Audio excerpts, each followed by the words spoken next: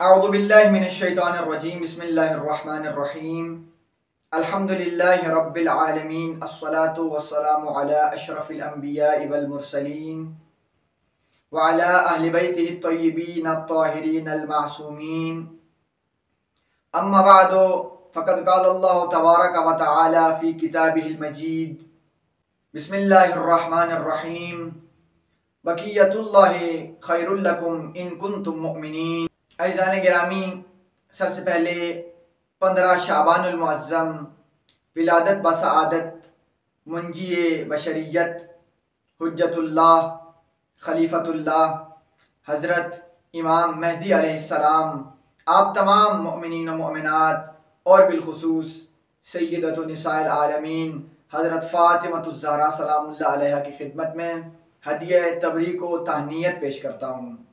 عزیزان گرامی، جس آیت کی تلاوت کا شرف حاصل کیا ہے امام باقر علیہ السلام، اس کی تفسیر کچھ اس طرح سے کرتے ہیں۔ امام علیہ السلام فرماتے ہیں کہ جب ہمارے قائم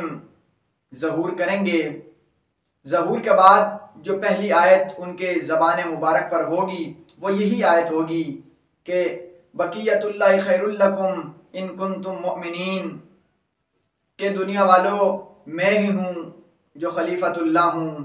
جو بقیت اللہ ہوں۔ اس کے بعد ہر کوئی امام علیہ السلام کو اس طرح سے سلام کرے گا، السلام علیکہ یا بقیت اللہ فی ارضہ۔ عزیزان گرامی،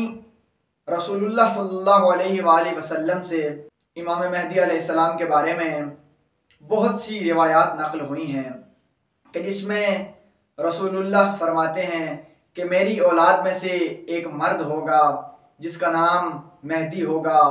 وہ جب ظہور کرے گا تب دنیا ظلم و جور سے بھری ہوئی ہوگی اور وہ ظلم و جور کو ختم کرے گا۔ عزیزان گرامی، اسی رسول اللہ کے فرمان سے بخلائے ہوئے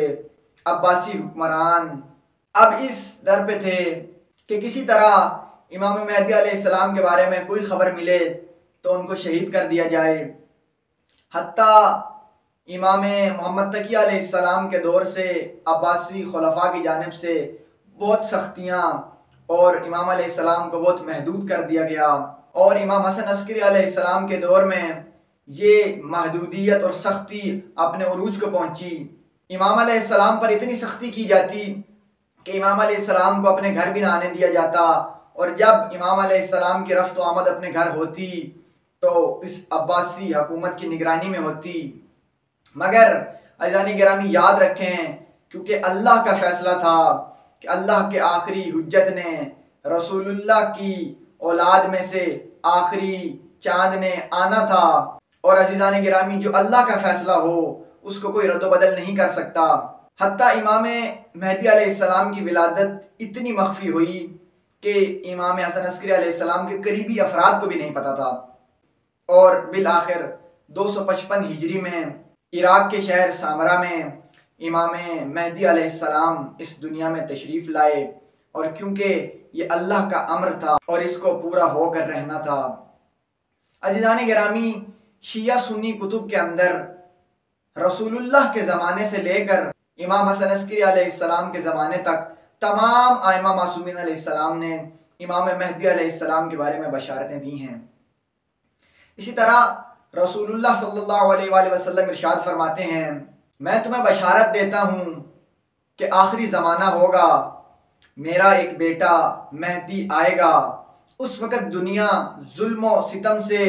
بھری ہوئی ہوگی، اور وہ میرا بیٹا آئے گا ظلم و ستم کو ختم کرے گا اور دنیا کو عدل سے بھر دے گا۔ امام حسین علیہ السلام نے فرمایا، اس امت کا قائم میرے بیٹوں میں سے 9واں بیٹا ہوگا کہ جو اس طرح غائب ہوگا کہ وہ زندہ ہو۔ اسی طرح امام رضا علیہ السلام سے کسی نے سوال کیا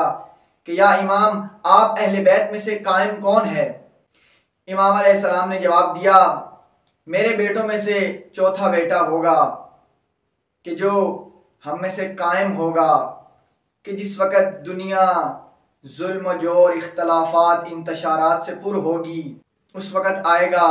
اور ہر چیز کو ختم کر دے گا اور زمین پر فقط اس کی حکومت ہوگی اور عدل سے دنیا کو بھر دے گا۔ پھر امام علیہ السلام نے فرمایا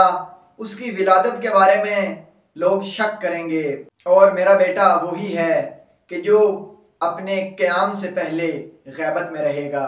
یہ مصلحت خداوند متعال ہے۔ انہی الفاظ کے ساتھ رب ذوالجلال کے حضور دعا کرتے ہیں کہ ہم گناہ گاروں کو خوشنودی امام زمانہ کا باعث بنا۔